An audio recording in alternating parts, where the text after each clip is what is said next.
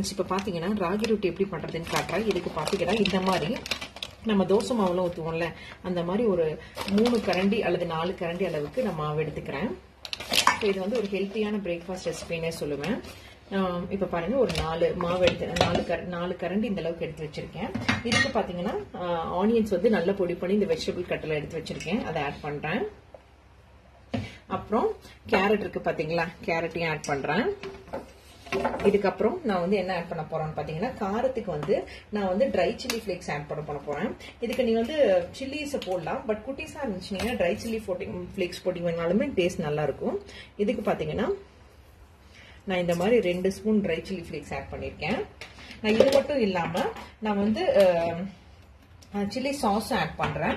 ஏன்னா ரொட்டி வந்து கொஞ்சம் உப்பு காரமோட இருந்தாச்சுன்னா நல்லா இருக்கும். ஸோ அதனால பாத்தீங்கன்னா நான் ரெட் சில்லியும் கிரீன் சில்லி சாஸும் இது வந்து பாத்தீங்கன்னா கரெக்டா ஒரு இந்த மாதிரி டேபிள் ஸ்பூன்ல ஒரு பெரிய டேபிள் ஸ்பூன் அளவு ஆட் பண்ணியிருக்கேன்.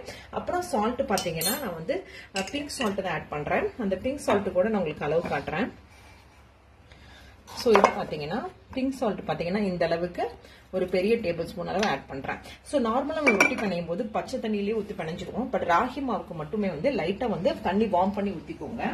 இதுக்கு பாத்தீங்கன்னா இந்த மாதிரி 1 கிளாஸ் அளவுக்கு நான் தண்ணி எடுத்திருக்கேன். ஒரு பெரிய லஸ்ஸி கிளாஸ்ன்னு சொல்லுவாங்கல்ல, அதுக்கு வந்து நான் அந்த அளவுக்கு இந்த அளவுக்கு வந்து தண்ணியை வந்து நல்லா வார்ம் பண்ணி எடுத்து வச்சிருக்கேன்.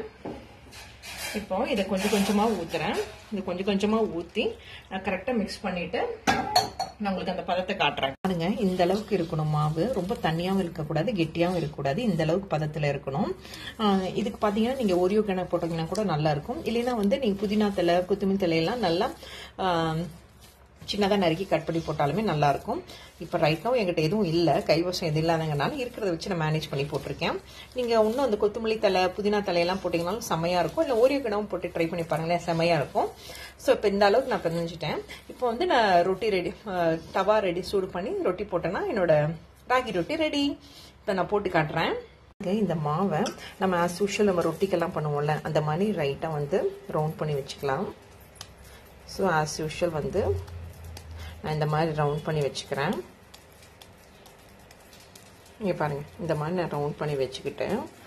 இப்போ வந்து தோசை தவா நல்லா சூடாகிட்டு இருக்கு. அதில் வந்து இப்படி நல்லா போட்டு பக்கத்துலேயே தண்ணி வச்சுருக்கேன். லைட்டாக தண்ணியை கையில் டிப் பண்ணிவிட்டு இதை நீங்கள் வந்து வாழை இலையில் கூட பண்ணலாம். இல்லைன்னா உங்களுக்கு கை சூடு பொறுக்க முடியும்னா இந்த மாதிரி நல்லா ஸ்ப்ரெட் பண்ணி விட்டுக்கோங்க. உங்களுக்கு எவ்வளோ தூரம் ஸ்ப்ரெட் பண்ண முடியுமோ அந்த அளவுக்கு ஸ்ப்ரெட் பண்ணி விட்டுக்கோங்க. இப்போ பார்த்தீங்கன்னா நான் நல்லா ஸ்ப்ரெட் பண்ணி விட்டுக்கிட்டேன். இதை ஸ்ப்ரெட் பண்ணி விட்டுட்டு இதை வந்து அடுப்பை கொஞ்சம் ஸ்லோ பண்ணி விட்டுட்டு நான் வந்து இந்த இடத்துல லைட்டாக இப்படி ஹோல் போட்டுக்கிறேன். இந்த மாதிரி ஹோல் போடுறதுனால நம்ம வந்து ஈஸியாக வந்து பாயில் ஆகும். மாதிரி ஹோல் பண்ணி போட்டு விட்டிங்கன்னா சீக்கிரமாக வந்து பார்த்தீங்கன்னா ஃப்ரண்ட் சைடும் பேக் சைடும் ரெண்டுமே வேகும், கொஞ்சம் சீக்கிரமாக பாயில் ஆகும். ஸோ இந்த மாதிரி நான் டக்குன்னு 3 தான் போட்டேன். நீங்கள் 4 போடலாம், இல்லை ஸ்மைலி மாதிரியும் போடலாம். ஸோ இது பாருங்களேன், இந்த மாதிரி நான் போட்டிருக்கேன். பாருங்க, சூப்பரான நல்லா சூடாக ரெடி ஆகிடுச்சு காலையில் என்னோட பிரேக்ஃபாஸ்ட்டுக்கு இந்த ராகி ரொட்டி. அப்போ இது நல்லா சுட சுட கீ எல்லாம் போட்டு செம்ம எம்மியாக ரிச்சியாக இருக்குது. இங்கே பாருங்களேன், இந்த ஆவி போகிறது கூட தெரியுது. இப்போ அதை நான் டேஸ்ட் பண்ணி பார்க்குறேன் எப்படி இருக்குன்னு.